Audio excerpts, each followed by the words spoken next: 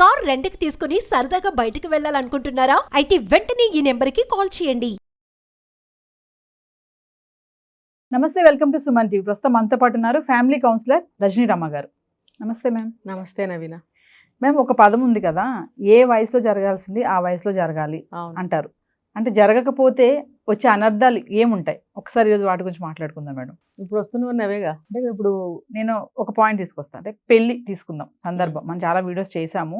పెళ్ళే తీసుకుంటే, పెళ్ళి అనేది కరెక్ట్ ఏజ్లో జరగకపోతే వచ్చే ప్రాబ్లమ్స్ ఏముంటాయి? అంటే సొసైటీ పరంగా కానీ, ఆడపిల్లలకే కానీ, అటు అబ్బాయిలకే కానీ ఎలా ఉంటుందంట? ఇప్పుడు చదువులు ఎటు ఇంపార్టెంట్, అలా అని చెప్పి టీనేజ్లో పెళ్ళిళ్ళని మనం చెప్పాం. చదువు ఇంపార్టెంట్ కాబట్టి గ్రాడ్యుయేషన్. ఇప్పుడు పాత రోజుల్లో ఏం చేసేవారు, డిగ్రీలోకి రాగానే సంబంధాలు చుట్టం మొదలు పెట్టేవారు.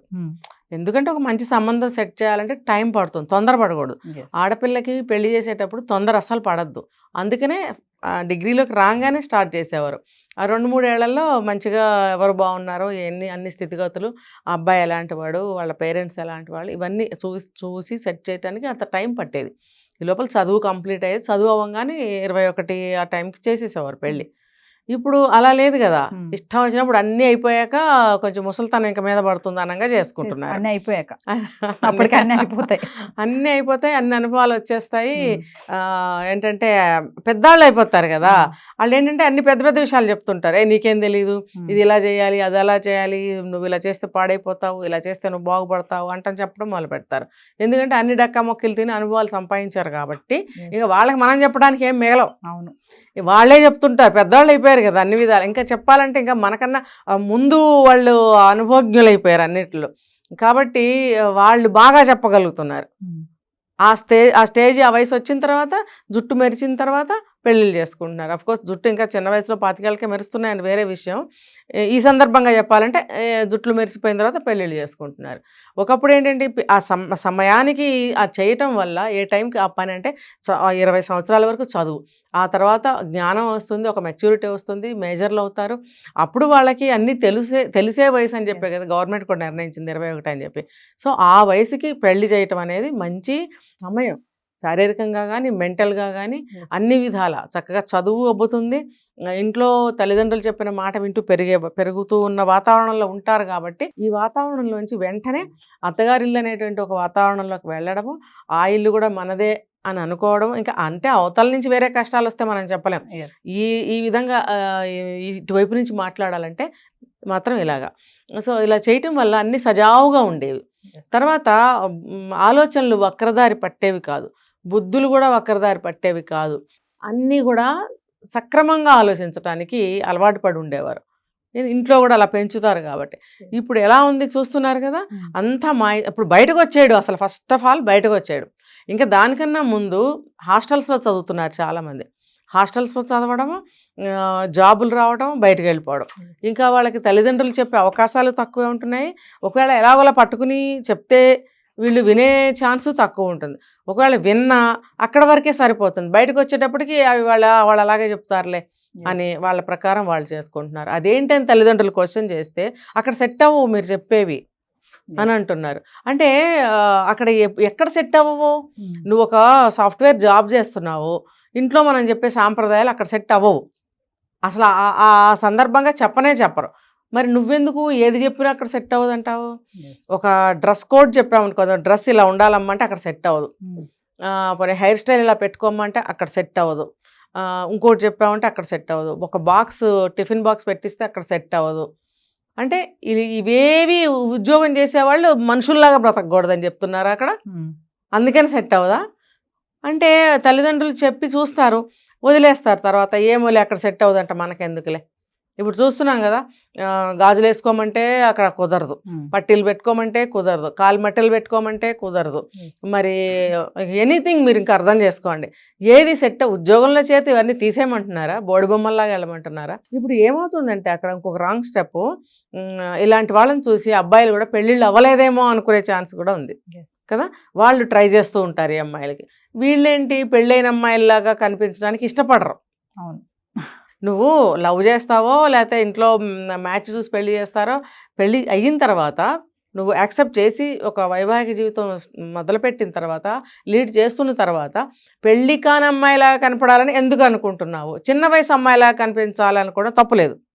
పెళ్లి కాని అమ్మాయిలాగా కనిపించాలని నువ్వు ఎందుకు అనుకుంటున్నావు అంటే ఇంకో పెళ్లి చేసుకోవాలనుకుంటున్నావా, లేదా ఇంకొకరితో లవ్లో ఒకరితో కాదు, ఎంతమంది ట్రై చేస్తారు ఒక పెళ్లి కాని అమ్మాయికి? అంతమందితో నువ్వు మళ్ళీ ట్రై చేయించుకోవాలని అనుకుంటున్నావా? పెళ్ళైన అమ్మాయిలాగా కనిపించడానికి మాత్రమే ట్రై చేయాలి. అప్పుడు ఎవరు నీ మీద కన్ను వేయడం, చెయ్యి వేయడం, వెకిలి మాటలు మాట్లాడటం ఇలాంటివి జరగవు. ఇంకా నీకు ఒక గౌరవం సమాజంలో. పెళ్ళైన అమ్మాయిరా మనకి ఎందుకు లేని పక్కకి వెళ్తారు, ఖచ్చితంగా వెళ్తారు.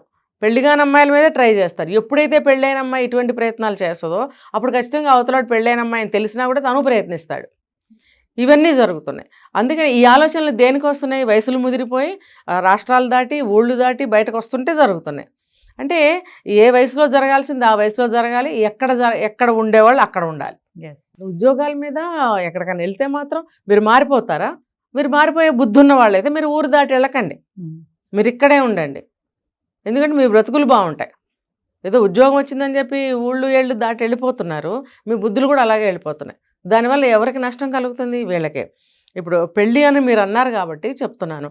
ఒక వయసులో పెళ్ళి జరిగితే ఏమవుతుందంటే ఆరోగ్యం బాగుంటుంది. అంటే ఏంటి? జ్వరం రాకుండా జలుబు రాకుండా నేను అనట్లేదు, ఆలోచనలు అది అన్ని మెంటల్గా కానీ ఫిజికల్గా కానీ మీరు చాలా ఆరోగ్యవంతంగా ఉంటారు. హెల్దీ వాతావరణం అనమాట అది. ఇప్పుడు చూడండి, ఒక మంచి ఫుడ్ తింటే మన కడుపులో వాతావరణం ఎంత హెల్దీగా అనిపిస్తుంది, ప్రశాంతంగా ఉంటుంది. అలాగే ఇది కూడా మీరు ఒక పద్ధతిగా ఉండాలి.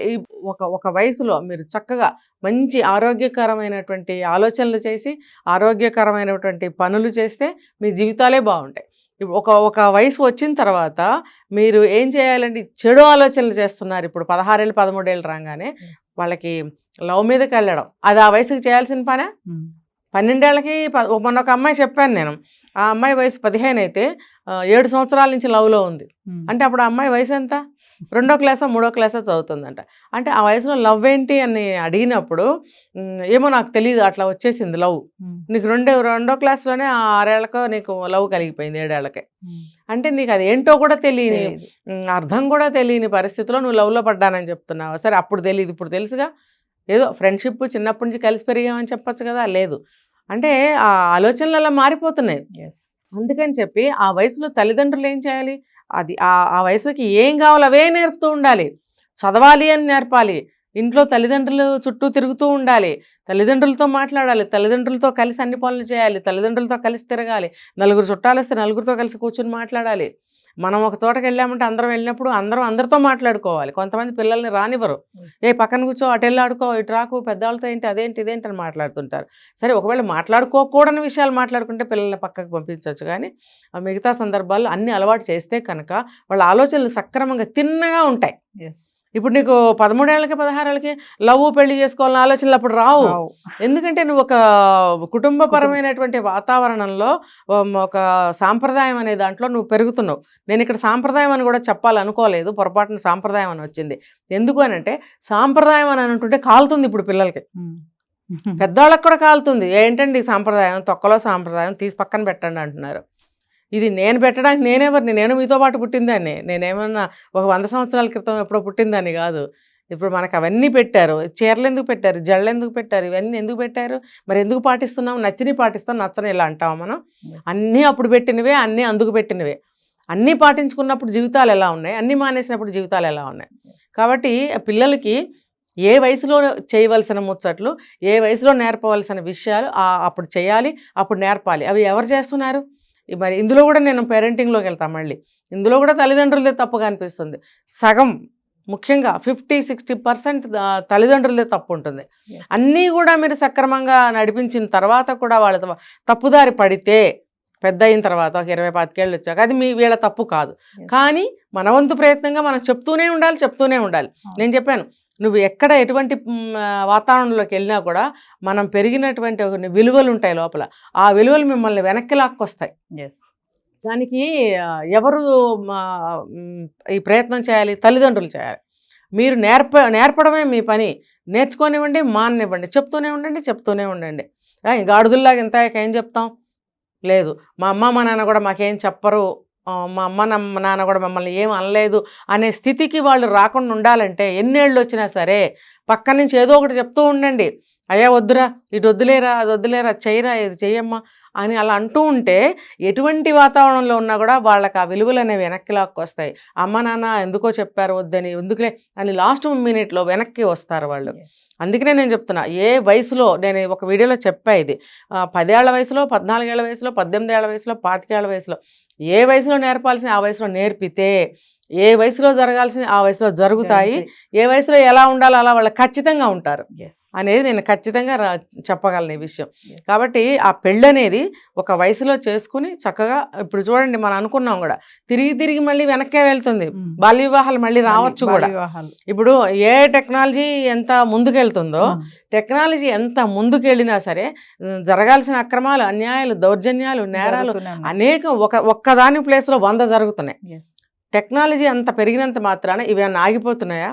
కాబట్టి మనం పక్క నుంచి మనం చేయాల్సింది మనం సక్రమంగా చేసుకుంటూ వెళ్తే అదేమవుతుందంటే మనం ఒక సాంప్రదాయపు పద్ధతిలో, సాంప్రదాయం అంటే మళ్ళీ చెప్తున్నా నేను, ఏదో 10 గజాలు చీరలు కట్టుకుని పెద్ద వాల్జళ్ళు వేసుకుని పూజలు చేసి ఇంట్లో అది ఇది అని నేను సాంప్రదాయం అది చెప్పట్లేదు. మనం ఎటువంటి మంచి వాతావరణంలో పెరుగుతూ ఉంటామో అలా అన్నమాట. అలా మంచి వాతావరణంలో ఉంటూ మంచి ఆలోచనలు చేస్తూ ఏ టెక్నాలజీని ఉపయోగించుకుంటే మన దేశం బాగోదండి, కనీసం మన ఇల్లు బాగోదండి, మన ఏడుపులు తగ్గుతాయి కదండి. ఎప్పుడు జరగాల్సింది అప్పుడు జరిగితే అంతే కదా, అనర్థాలు ఏమీ ఉండవు. నేను అదే చెప్తున్నా, మనం ఒక సాంప్రదాయపు వాతావరణంలో మనం కనుక మెయింటైన్ చేసుకుంటూ ఉన్నట్టయితే కనుక ఏ టెక్నాలజీ ఎంత ముందుకెళ్ళినా కూడా ఆ టెక్నాలజీని ఉపయోగించుకుంటూ మనం ఇంకా డెవలప్ అవుతాం. డెవలప్ అయినప్పుడు మన ఇల్లు బాగుంటుంది, మన ఊరు బాగుంటుంది, మన దేశం బాగుంటుంది, టెక్నాలజీ ఇంకా ముందుకు అభివృద్ధి చెందే అవకాశం కూడా ఉంటుంది. ఇప్పుడు వాళ్ళు భయపడుతున్నారు ఏమి డెవలప్ చేస్తే ఏమి ముంచుకొస్తుందో దేశానికి అని. ఇప్పుడు మొన్న ఒక అబ్బాయి ప్రేమించాడు ఆ అమ్మాయిని, ఏ టెక్నాలజీలో అమ్మాయిని, ఆ అబ్బాయి చనిపోయాడు. ఏమైంది మరి? ఆటోమేటిక్గా వాళ్ళు భయపడతారు కదా, దాన్ని డెవలపర్స్ అందరూ. మరి అటువంటి స్థితి రాకూడదు, అది టెక్నాలజీ పెరగాలి. పెరిగితే ఏంటంటే మనిషి ఇప్పుడు ఉన్న పరిస్థితుల ప్రకారం వర్క్ చేయడం, ఇప్పుడు ఒక పొలం దున్నుతున్నారు, ఎంత టెక్నాలజీతో దున్నుతున్నారు, పొలాన్ని ఎంత చక్కగా పండిస్తున్నారు. పాతకాలం రైతులు ఎంత కష్టపడేవారు. ఇలా ప్రతి ఒక్కటి తీసుకుంటే టెక్నాలజీ పరంగా చాలా ఈజీ అయిందా లేదా? అలాగే ఏ విషయం తీసుకున్నా టెక్నాలజీ డెవలప్మెంట్ అనేది చాలా చాలా అవసరం. అది పెరగాలి, మనం ఇలాగే ఉండాలి. ఇలాగే ఉండి అటువంటి టెక్నాలజీని పెంచుకుంటే కనుక మనం అసలు సుఖశాంతులతో బ్రతుకుతాం. Thank you ma'am.